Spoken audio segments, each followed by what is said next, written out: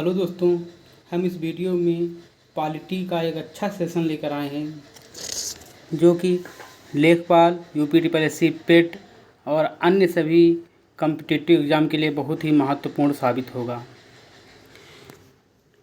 15 अगस्त 1947 इस दिन को हमारा भारत देश आज़ाद हुआ था। 9 दिसंबर 1946 को संविधान सभा की पहली बैठक, जिसके अस्थायी सदस्य सच्चिदानंद सिन्हा थे, उसके 2 दिन बाद 11 दिसंबर 1946 संविधान सभा के स्थायी सदस्य डॉक्टर राजेंद्र प्रसाद बने। अस्थायी सदस्य सच्चिदानंद सिन्हा और स्थायी सदस्य डॉक्टर राजेंद्र प्रसाद।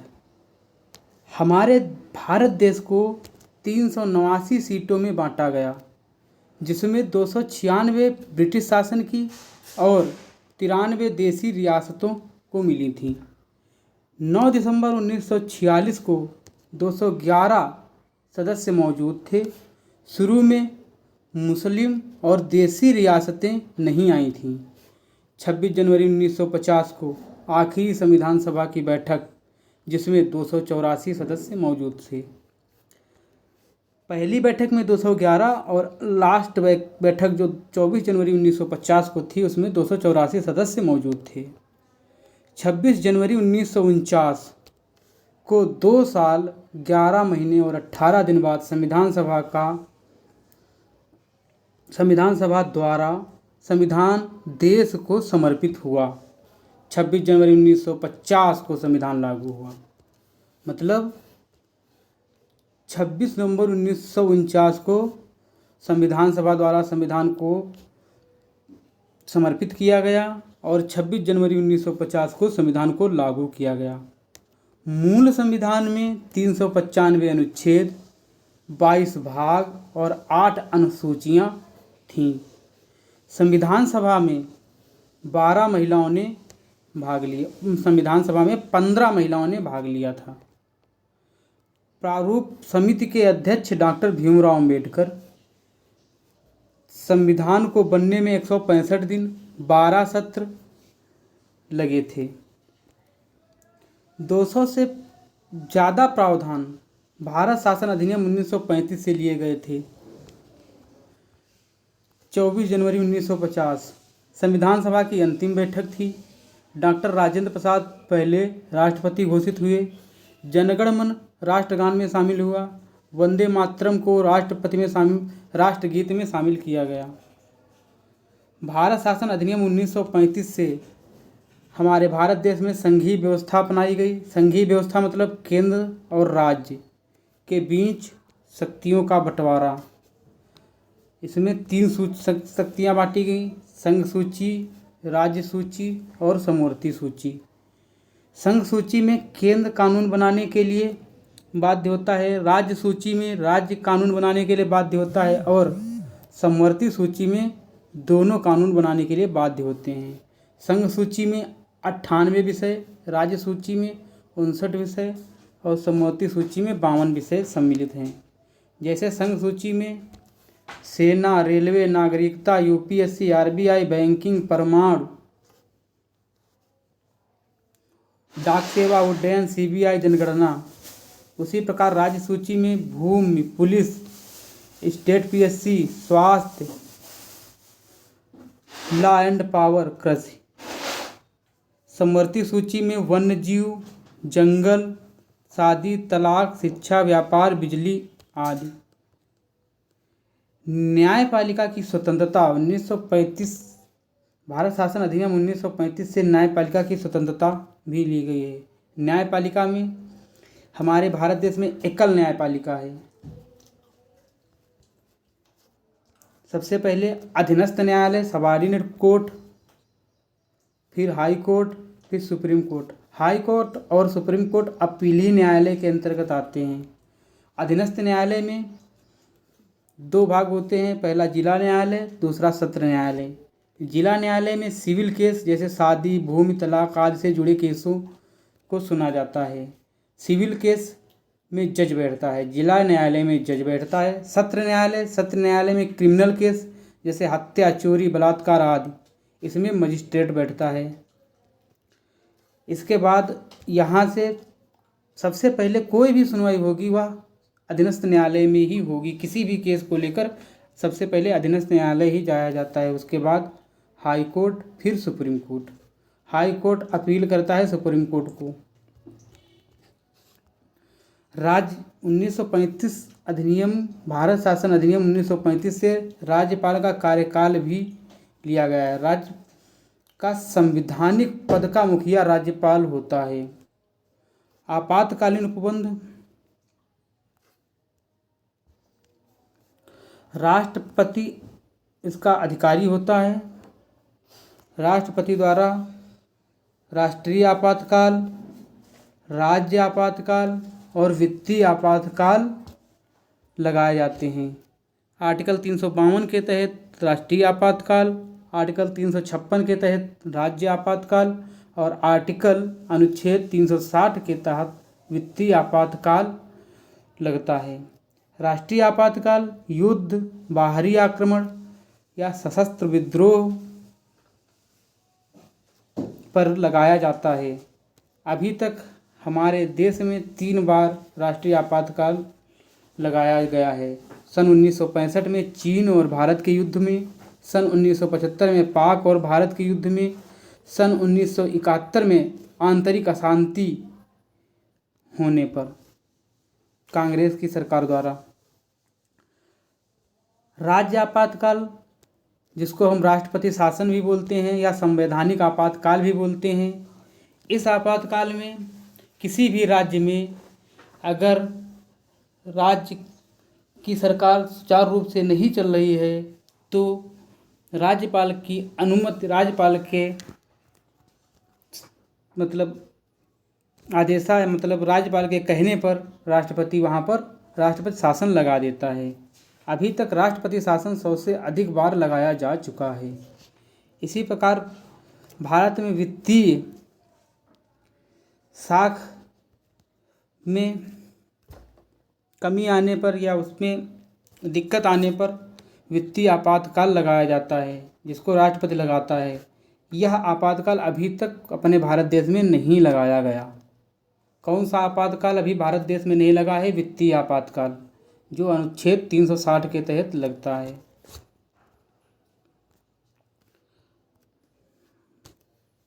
मंत्रिमंडल की लिखित सलाह पर ही राष्ट्रपति आपातकाल लगा सकता है। यह नियम सन 1977 में मोरारजी देसाई द्वारा पारित किया गया।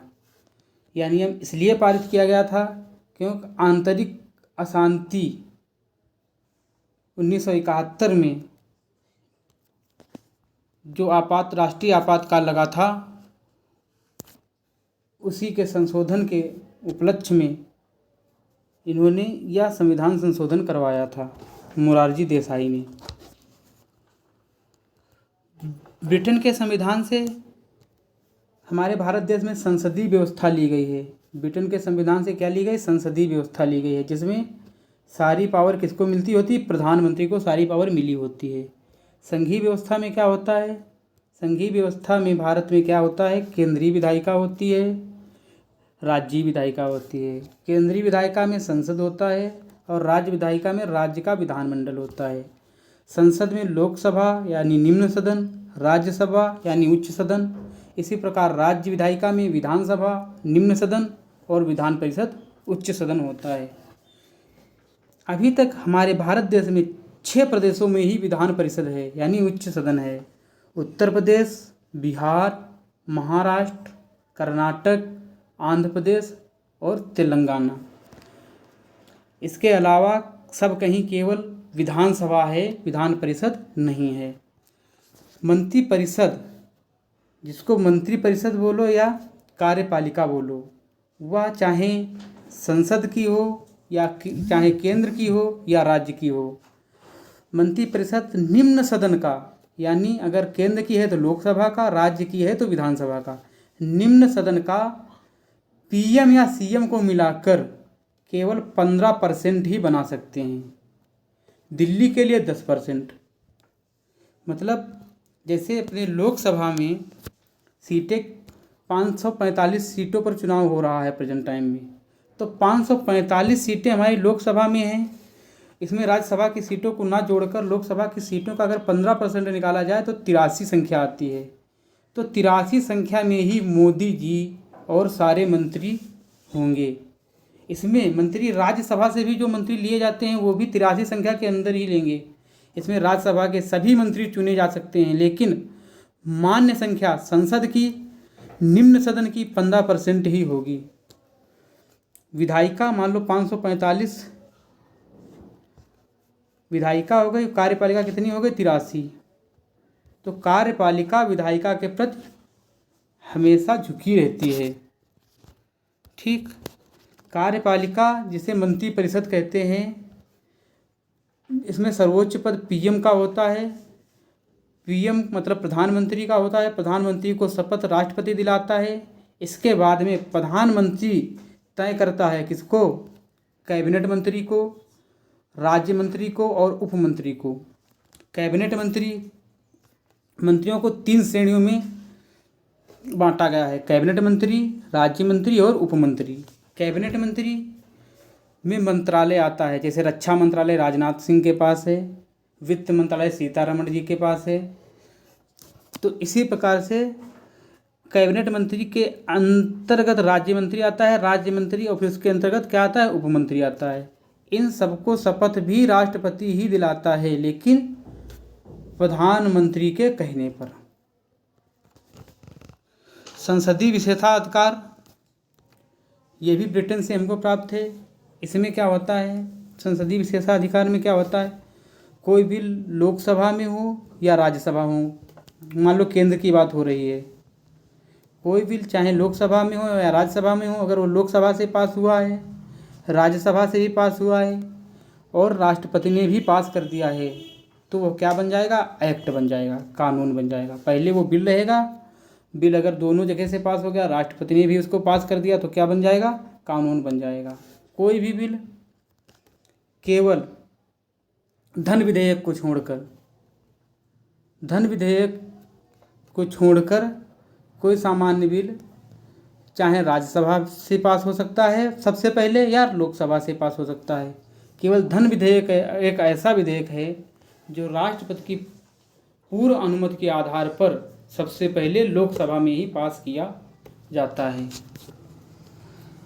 संसद में 3 सत्र होते हैं, बजट सत्र, मानसून सत्र और शीतकालीन सत्र।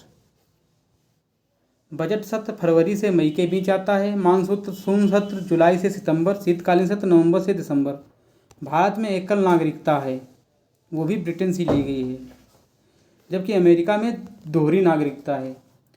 अमेरिका के सिद्धांत से यानी संविधान से क्या क्या लिया गया है, अमेरिका के संविधान से लिया गया है मूल अधिकार, उपराष्ट्रपति का पद, न्यायपालिका की स्वतंत्रता और न्यायपालिका की समीक्षा, राष्ट्रपति पर महाभियोग, सुप्रीम कोर्ट, हाई कोर्ट के मुख्य न्यायाधीश को पद से हटाने का सिद्धांत का मतलब सिद्धांत किससे लिया गया है, राष्ट्रपति के अमेरिका के संविधान से लिया गया है। प्रस्तावना भी अमेरिका के संविधान से ली गई है। विधि की उचित प्रक्रिया भी अमेरिका के संविधान से ली गई है। आयरलैंड के संविधान से राज्य के नीति निर्देशक सिद्धांत, राष्ट्रपति का निर्वाचन, राज्यसभा के लिए सदस्यों का नामांकन। ऑस्ट्रेलिया के संविधान से समवर्ती सूची, जिस पर केंद्र और राज्य दोनों कानून बना सकते हैं। संसद के दोनों सदनों की संयुक्त बैठक, जिसको राष्ट्रपति लेता है। व्यापार, वाणिज्य और समागम की स्वतंत्रता, ये हमारे ऑस्ट्रेलिया के संविधान से लिया गया है।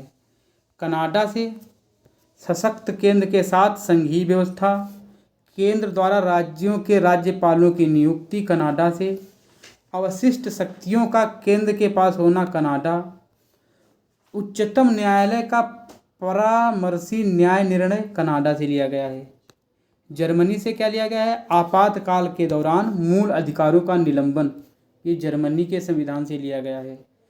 ज्ञात रहे कि अनुच्छेद 20 और 21 को छोड़कर आपातकाल के दौरान सारे मूल अधिकार निलंबित हो जाते हैं।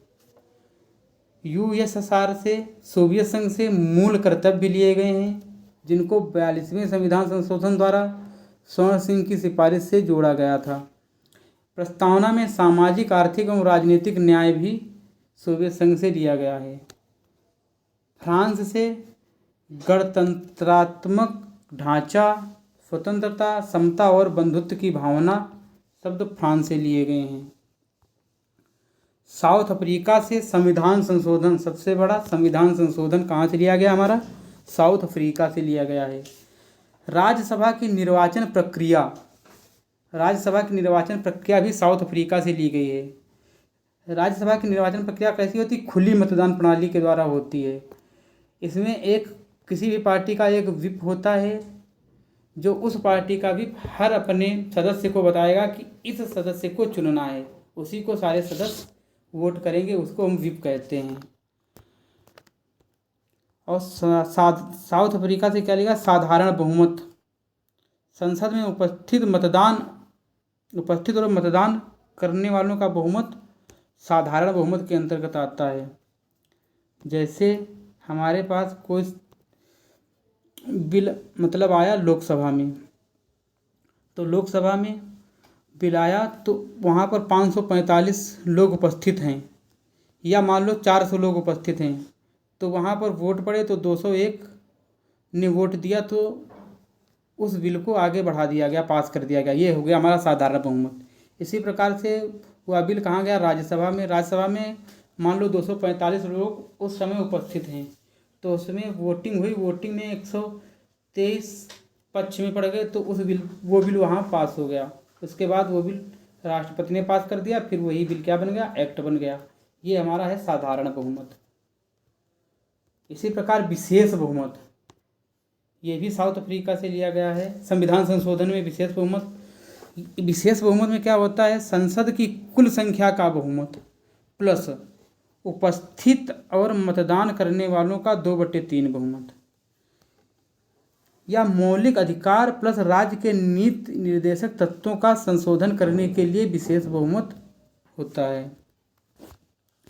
नंबर 3 होता है विशेष बहुमत प्लस आधे राज्यों का अनुसमर्थन। प्रधानमंत्री का पद हमारे यहाँ एक संवैधानिक पद है, मतलब ये एक चुनकर आता है किसी पार्टी के द्वारा, या सभी मंत्रालयों के उत्तरदायी होता है। इसको राष्ट्रपति शपथ दिलाता है।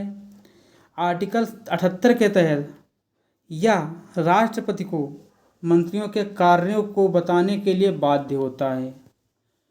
मंत्रियों, जिसमें मंत्रिमंडल, राज्य मंत्री और उपमंत्री शामिल होते हैं,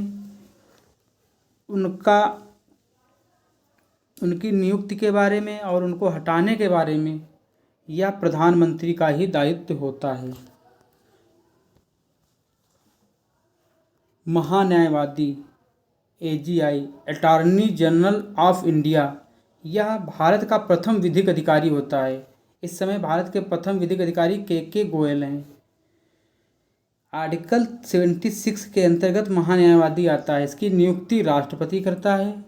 इसकी अर्हता क्या है? यह भारत का सबसे पहले नागरिक होना चाहिए, सुप्रीम कोर्ट में जज बनने की योग्यता रखता हो, या तो क्या हो, हाई कोर्ट में 5 साल का जज रहा हो, ये तो कंपलसरी होगा, यहाँ पर आर लगने लगेगा, या हाई कोर्ट में 5 साल का जज रहा हो, या हाई कोर्ट में किन्हीं हाई कोर्ट को मिलाकर 10 साल का वकील रहा हो, या राष्ट्रपति के अनुसार